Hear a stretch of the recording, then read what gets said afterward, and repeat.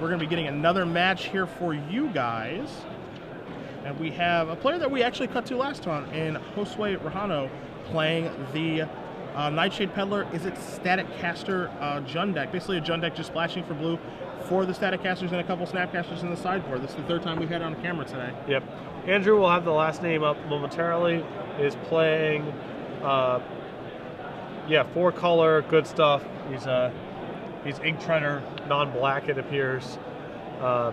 Sphinx's Revelation, Bonfire of the Damned, Farseek, Thragtusk, Thunderbolt Hellkite, Sigarda, Restoration Angel, Huntmaster, Centaur Healer, and Borderland Ranger.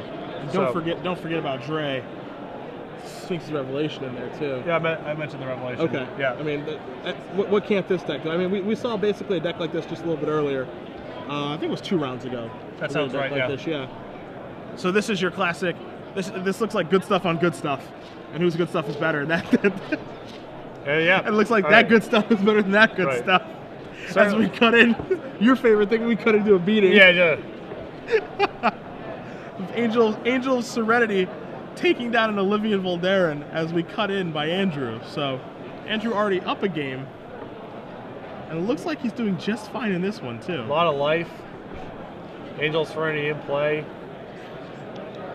Has already resolved. Excuse me, a Sphinx's Revelation. Yep, sure. From what we can piece together here, probably pretty far ahead. Another Revelation in the hand. Yeah, sure, why not?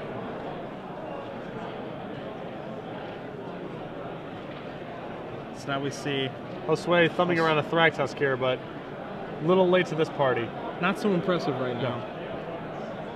I find it interesting. The farther we've gone across this format, Patrick, it seems like the worse and worse Thragtusk has gotten.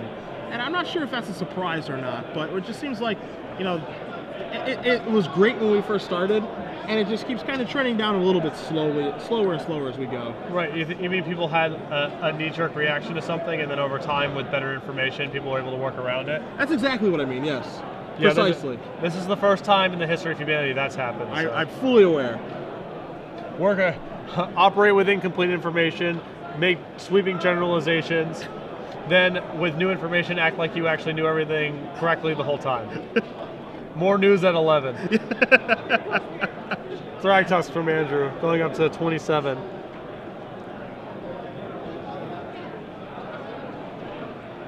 So let's see what Josue can draw out of the situation. Currently being beaten down by an Angel in the air. Yep. Thragtusk locking up the ground, dealing with the other Thragtusk. Going to be tough. Going to be tough. Yeah, I mean, he's in, you know, based on what I can piece together this game, he's definitely in like Staticaster, needs Staticaster plus Peddler scenario to handle that Angel. I don't think his deck is very robust at handling a threat that big otherwise. One thing he doesn't need is a Farseek. I mean, Olivia, I guess, is another card here that could, in theory, work him out of this. Yeah, I mean, it's not bad. It's a little bit slow. Yes. So we do see Josue resolving that Farseek right now. Getting himself a Blood Crypt.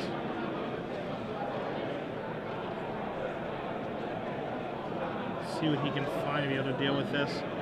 Just really behind right now on the back foot, and yeah, it might be a case where he does just need to be able to piece together the combo. This is his only way to get out of this. And even then, Andrew still has, you know, we saw Revelations in his hand. Yeah, he also has 2 Huntmaster Fells in his hand too, yeah. so it's not like he's on a shortage of action. And the combo, you know, it's not a machine gun. It does take a little bit of time to start shooting things down. Yeah. Well, there, if he can get the Angel out of play, then he gets Olivia, and then maybe that's maybe he has a lot of ability to handle creatures at that point. But Plains is Andrew's draw step. He's going to come across here for 5 in the air. Knock Josue down to 7, it looks like. And this plays land and says go, so we might be seeing the old big revelation here on the end step of Josue's turn. Josue draws a card. He's kind of thumbing through things here. You can see Andrew just ready to cast Revelation. Right. I dare you to say chomping go. at the bit to take his turn. Can't say that I blame him.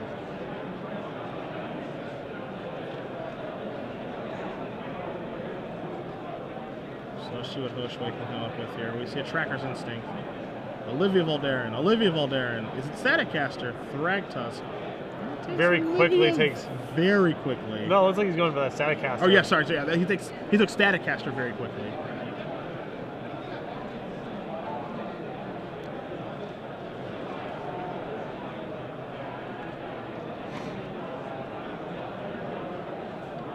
So I assume this will be the Peddler now. We do see the Nightshade Peddler join us. And now, if Andrew flinches, he can slide in that. Is it Staticaster? I mean, Andrew's still got a Restoration Angel in his hand, it appears. It appears you are correct. So we do see Restoration Angel we put on the stack, targeting Thragtusk, everyone's favorite interaction in our standard format. See a Beast Token going to be coming into play along with 5 more life for Andrew. Yep.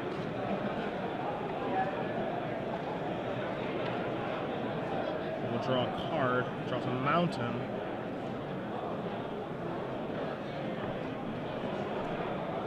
So we're sending in everyone except Thragtusk, it looks like. That looks to be the case.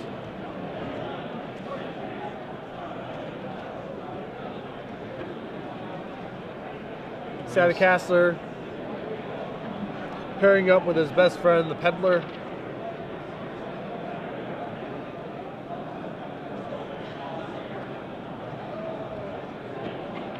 I assume we're going to be shooting down this Angel. Seems like the best choice among everything that's in play. Angel Serenity bites the dust. Olivia goes back to the grip. You see that handful of Huntmaster, Sphinx's Revelation, and a mountain over there for Andrew. Josue going to decide if he wants to do some sort of blocking here. He's going to put Thragtusk in front of the Beast Token. Andrew just hands him the Beast Token and is going to knock Josue down to 4 with the Restoration Angel. And a mountain and go. Yep. Another big revelation, maybe finding another copy of Angel Serenity. Something to close this game out.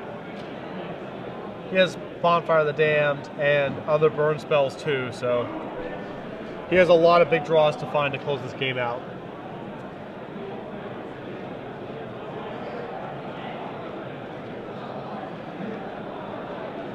And he's at 32, and the Revelations is going to push him up to near 40. So yeah, it's just, I mean, sitting pretty on life. We'll be sitting pretty on cards. And as far as an attrition game goes, you know, is Staticaster plus Nightshade Peddler. They can do a nice job of attritioning your opponent out, but not through all of that. No, it's going to see too many cards. We are going to see Olivia Voldaren here. A card that could take over the game otherwise, but again, with what looks to be a large Sphinx Revelation coming shortly, just all those cards are likely going to overwhelm Josue. It is, generally speaking, very challenging for the decks that are built on controlling the board to handle Revelations. Yep. We do see a Revelation there for 6 on Josue's end step. No Dispel or other such counter magic here. So 6 new cards for Andrew. Let's see how we did.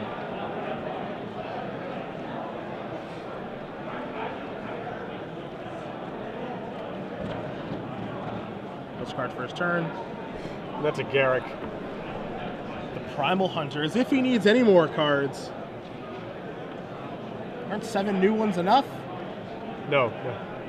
And we see a card I can't make out. That's a Searing Spear and a Pillar. Just burn them out. Okay.